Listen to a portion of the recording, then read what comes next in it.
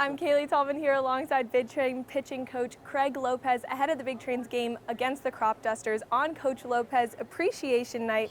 Now, Lopez, you've been here for a long time coaching this team. How do you believe your coaching style has evolved over the past couple years? I think I've grown a little bit, but I think each year brings a different set. It's different people from all over. And I think it's a matter of them helping me be the man and the coach that I am today. They all bring a different set of circumstances, things like that. It's not that I'm trying to fix them, but I have been gifted to be able to look at them, try to get their body to work the best that it can. And doing, I think, the evolving, probably in the last 7 years, trying to teach them from the inside out about what it is to be a man in today's society, and baseball is just my means of being able to do it. And I get to meet great people like you. You just mentioned that you're not trying to fix players as they come through here for the summer, but how do you believe you are a valuable asset to them as a coach? A lot of them go off to school, and they're the top players in the country in their high schools. You go to school, and you may not get the as much attention. You're brand new, you go, and then all of a sudden you think mentally, hey, can I do this anymore? So what we try to do is provide a situation where they can learn in the summer, have a good time, and really to work on their craft and to believe in themselves again, that really that talent and things have not gone anywhere, but ultimately it's about them, the time they put into it, and kind of be a little guided on it and to help them become all they were created to be as a player. The huddle is something that's very important to you before every game. That's very evident. You take 5 minutes to talk to the players and the other coaches. What message are you trying to get across in that huddle? Well, I can say where I have developed the past 7 years is 4 years ago, my oldest son,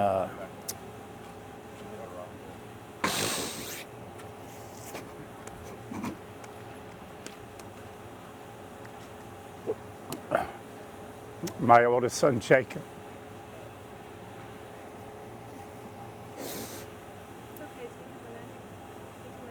he moved to heaven.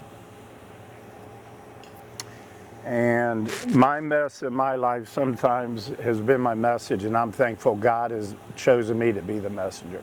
So I try to do the best that I can to help young men in a chaotic world, a lot of things going on, to be all they were created to be, who they are, and I just call it out. I see it. It's a little bit about being positive and affirming, but really it's power thoughts. It's what God says about them, and to help them be and be okay with being a child of God and being able to be the absolute best at who they are, how they are, and what they do in this game. And I'm just thankful that God chose the best game on the planet to do it with, but I get to do it with you all. I see what you all do, how you make a difference, how you all come together as a community, as reporting and filming, and to help them. You're really doing it. You have servants' hearts and how you do it. So I get to be a small part of that as well. But I'm going to be intentional with it because, you know, I didn't expect the night that my son Jacob went out to be the last night that I'd talk to him. So I'm going to be intentional to let people know that they are loved by Christ. That's my purpose, is to know His love and to share it from the inside out. And just call it out and just speak it. Because a blessing, if it's just a thought, that's what it is a thought. But when we speak what He says to one another while we're here on planet Earth, that makes it a blessing.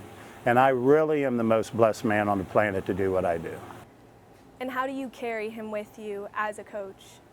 I know one thing, I thought about that this morning driving up, because the commute from Fredericksburg can be up to 3 hours on the ride up.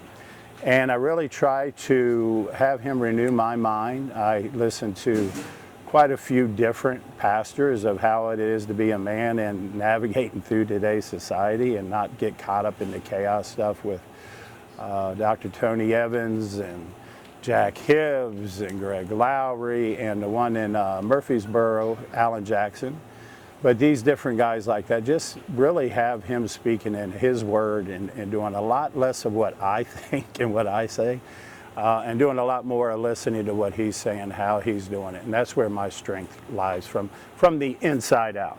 In the huddle before every game, you ask the players to affirm each other, to look at each other and say something positive about each other. Why do you do that? Well, I think a part of it is to go along with that. You asked me what to do. Really, is that I'm really modeling what it's like, that it's okay to look at another man. That's where the heart to heart comes from. That's where we have life at. And in this moment of time on planet Earth, to let the people around you know that they matter, that they're wanted, needed, and chosen, that they're loved, that I see the greatness in them. And the affirmation part of them learning to look at their teammate and say, hey, I'm for you. Hey, I believe in you. Hey, I love you. Hey, we get to do this journey of life together. And they're actually speaking it themselves. So really, they're modeling the things that we get to do to help them be all they can be. Then sometimes in games you have to approach those mound visits with pitchers with that same mentality. It's a one-on-one conversation between you and the pitcher. What are you trying to remind them in those moments? Well, I could take that too, is you give them a little truth of what's going on. They're not broke, they don't need fix. Sometimes they just need to take a breath and get themselves right in the moment. Because when we get out there, that, as a former pitcher, that is the most awesome place in the world on the mound, but sometimes it can be very lonely. So just letting them realize, take a breath, that they have the ball in their hand. They're in control of what goes on. They have all the gifts and talents, well able, capable to do what they're doing, but bring it just to this moment. It's not 10 pitches later, whatever. Right now, do all you can do, control what you control within that pitch. You've touched the lives of a lot of players as they've come through here over the years. You mean so much to everyone, and I know for a fact everyone remembers you after they leave. What do you hope they learn from you over these couple 2 months? That it's okay to be who they are, their beliefs, what it is to be a man, to take the truth and to go with it. Because, no one has your exact DNA. No one has your exact fingerprint. So God woke us up this morning, and He woke us up. If we got a pulse, we have a purpose, and a purpose in Him. And to be all that created to be. And right now, baseball is the way that we all get to do it. With the community, with what you all do, with the players coming from all over the country, that to know that it's okay to be all they were created to be. Now, everyone who knows you say good googa mooga every single day, probably 100 times a day. Where did that come from? Good googa mooga. Good googa mooga. I got to give that to a friend of mine, a retired military Marine, Ike Eldridge. He used to coach with me at North Stafford years ago. And his son Ryan played for me, who went on to Princeton. But he used to say good googa mooga. And it kind of stuck with me. What it means, I don't know, but it kind of really feels good when it comes out though. Good googa mooga makes me laugh. It's kind of like an affirmation or laughing or whatever. But there's something about Ike too. We would have AM workouts, 5 o'clock in the morning in school. So I'm in there sometimes 4:45, this and that, and all of a sudden he jumps out from behind the door, scares the you-know-what out of me. And he tells me all the time, good googa mooga, coach, you got to be aware of your surroundings. We're in the bush. I said, well, ain't no bush. We're in the school right now. But, he grew up being in the military out there in the bush and all that. But Ike Eldridge gets all the praise for the good googa mooga. It's just kind of stuck with me, though. Now finally, you've been through so much in your life, that's very evident, yet you're still the most energetic, loudest, and smiliest person at the ballpark without fail. How do you keep that up? I think that's a gift straight from God. I think the Holy Spirit, the freedom to be me, because I've had a little more practice with things. It's not only being intentional, my is my message, a messenger. At one point, 7 years ago, I was a full-blown addict.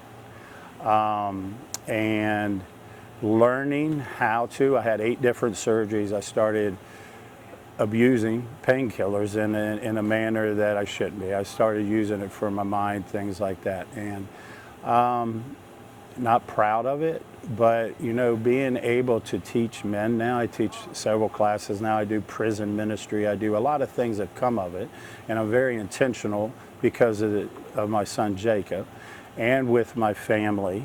And the family is, I just get to do what I do. And it's really the freedom that it's okay to be who I am and what I've been called to do.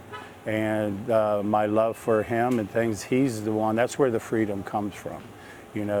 So that's where it comes out. And it's really good. You should try that, letting it out. Want to try it with me. Woo! Coach Lopez, thank you so much for sitting down and talking to me before today's game. We will see you guys next on Sunday night for the Big Train's home game against the Aces.